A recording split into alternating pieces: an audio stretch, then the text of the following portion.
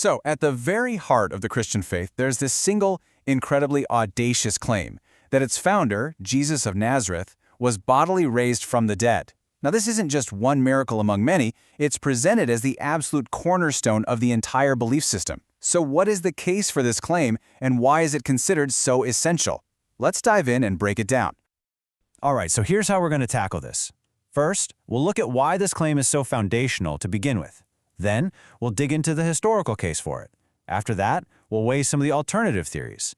Then, we'll unpack its theological meaning, and finally, see how it's all meant to impact daily life.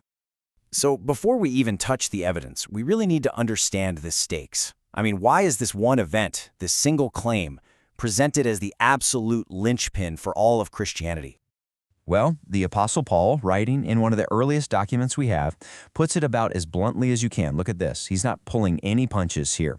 There is no middle ground. If the resurrection didn't happen, the entire faith is, in his words, futile. It's an all-or-nothing deal. And this is what the sources say really sets Christianity apart from just a philosophy or a moral code. The resurrection is framed as God's public verdict on who Jesus was. Without it, the story ends with a crucified criminal, but with it, the narrative becomes about a savior. It's the one event that supposedly validates everything else he ever said or did. So how is the historical argument actually built? Well, proponents ground the case in 4 core facts that they argue are widely accepted by a broad range of historians, and that includes many who aren't Christians. Any competing theory has to be able to explain these 4 things. All right, first up, the first piece of the puzzle centers on Jesus' death and burial. His death by crucifixion is considered by most historians to be one of the most secure facts of his life. It's mentioned in all sorts of independent sources. And the detail about his burial by Joseph of Arimathea, a member of the very council that condemned him, is seen as really crucial. The argument goes, why would early Christians invent a story that puts a member of that hated council in a positive light? It just doesn't make sense. And you don't have to take my word for it. Listen to what this agnostic scholar, Bart Ehrman, has to say. A crucified Messiah was a shocking contradiction in terms back then. It was a symbol of weakness, of being cursed by God. So the argument is that this embarrassing detail is highly unlikely to have been invented. It must have actually happened. Okay, so if Jesus died and was buried, that brings us to the second key fact, which has to do with his tomb. It's the claim that the tomb was found empty. And the argument for this points to a couple of really curious details. First, the primary witnesses were women, in a culture where their testimony wasn't even taken seriously in court.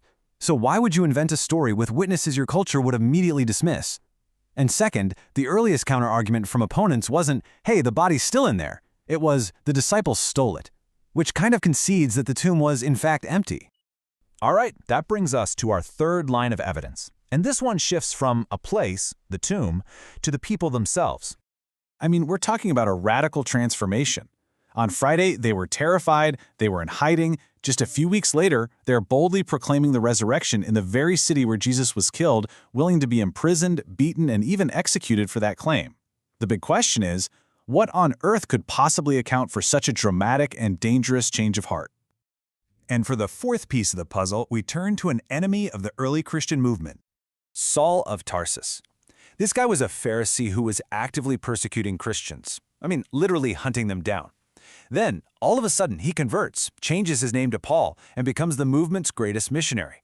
His testimony is presented as that of a hostile witness, and the argument's pretty simple. His complete 180-degree turn demands an extraordinary explanation.